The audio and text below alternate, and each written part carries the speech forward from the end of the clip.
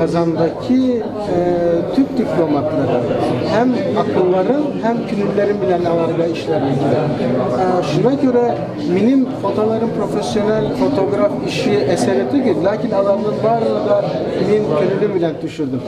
Bu en mühimlerinden birisi çünkü ondan benim ailem var. Balalarımdan ikisi var hem benim katınım.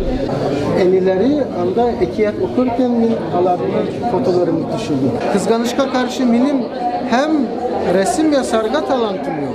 Lakin ben sanatı da yaratam.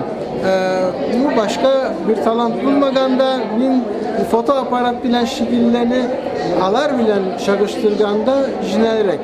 Benim Bulgar en favorit diyen söz var mı? En favorit ürünüm foto düşürür. Yanında 4-5 tapkır buldum.